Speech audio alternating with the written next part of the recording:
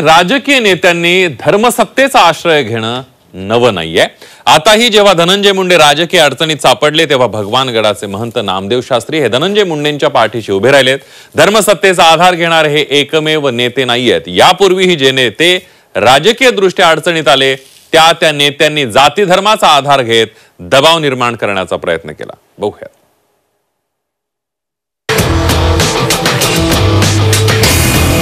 बाबांचा न्यायाचार्यांचा एवढा मोठा विश्वास माझ्या पाठी माग गडाचा उभा करणं म्हणजे ती एक फार मोठी जबाबदारी आहे।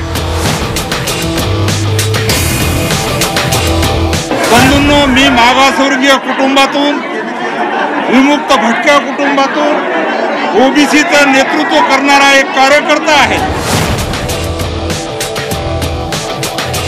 विशिष्ट जाती धर्माच्या लोकांना टार्गेट करायचे ठरवले काय अशी शंका मला यामधून निर्माण होते। कठीण समय येता कोण कामास येतो, तशी ही कविता पाचवीच्या बालभारतीतल्या पुस्तकातली, पण आजच्या राजकीय परिप्रेक्षात मात्र एकदम फिट्ट बसणारी।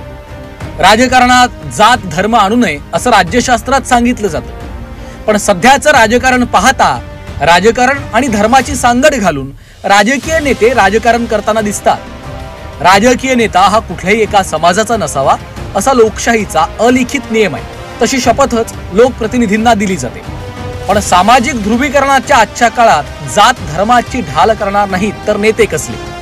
आता हेच बघा, बीडच्या वाढत्या गुन्हेगारीमुळे धनंजय मुंडेंवर टीका झाली, त्यांच्या राजीनाम्याची मागणी वाढू लागली। या संकट काळात त्यांना थेट महंत नामदेव शास्त्रींची आठवण झाली। हा गड माझ्यासारख्या अतिशय एक सामान्य कार्यकर्त्याच्या पाठीमाग बाबांनी सांगितलं की उभा आहे। याच्यासारखी ताकद, याच्यासारखी शक्ती आणि बाबांचा न्यायाचार्यांचा एवढा मोठा विश्वास माझ्या पाठीमाग गडाचा उभा करणं म्हणजे ती एक फार मोठी जबाबदारी आहे। बरं, हा प्रकार एकट्या धनंजय मुंडेंपुरता मर्यादित नाहीये। पूजा चव्हाण आत्महत्या प्रकरण आठवतंय? आरोपांच्या फेऱ्यात अडकलेल्या तत्कालीन मंत्री संजय राठोड यांनीही तेव्हा थेट पोहरा देवीत धाव घेतली होती। आपण मागासवर्गीय समाजाचे असल्यानं आपलं राजकारण संपवण्याचा प्रयत्न सुरू आहे असा आरोप संजय राठोड यांनी केला होता। बंधूंनो, मी मागासवर्गीय कुटुंबातून, विमुक्त भटक्या कुटुंबातून ओबीसीचं नेतृत्व करणारा एक कार्यकर्ता आहे। गेल्या 30 वर्षापासून माझ्या सामाजिक, राजकीय आणि वैयक्तिक जीवनाला उद्ध्वस्त करण्याचा जो अतिशय वाईट प्रकार या ठिकाणी आपण सर्वांनी पाहिलेला आहे।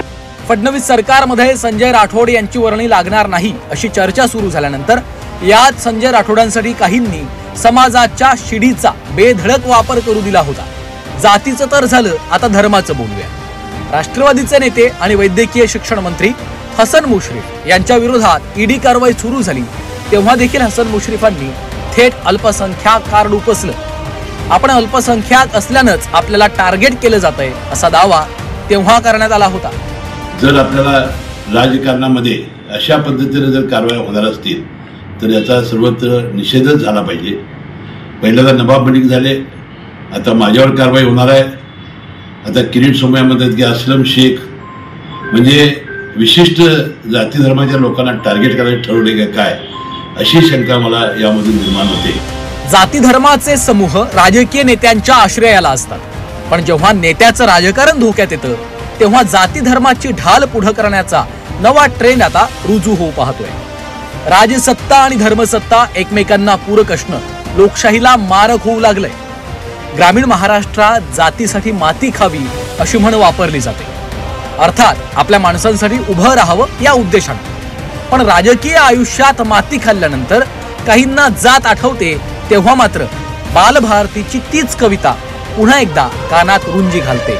कठीण समय येता कोण कामास येतो। ब्युरो रिपोर्ट, झी 24 तास, मुंबई।